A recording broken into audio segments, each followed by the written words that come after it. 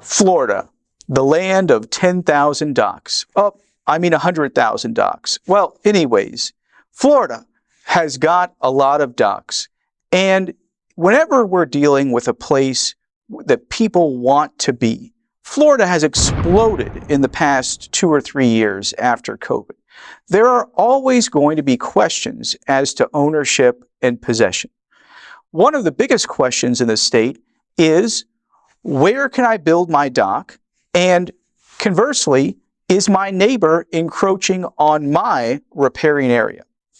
I've dealt with dozens of dock disputes over the years, and I can tell you that determining your possession or ownership area outside of your waterfront property is not as complicated as you could imagine, but it does require a certain process. And that means locating your upland boundary, allocating your riparian rights based on one of 5 or 6 different methods, and then equitably apportioning your neighbors as well to make sure that they are not being adversely affected, at least in a more substantial way than you're gaining. Now, how exactly do you allocate riparian boundaries? Well, that's a question of Florida law and general principles. In Florida law, you've got to consider your upland boundaries, you've got to consider your portion of riparian rights, and you've also got to consider how this allocation is affecting your neighbor, equity.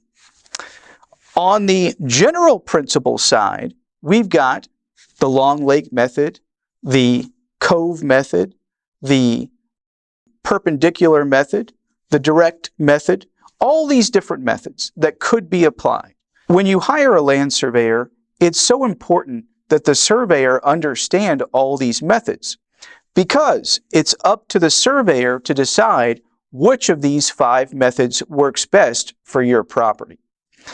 If you'd like to learn more about allocating riparian rights in Florida, I would consider 2 sources.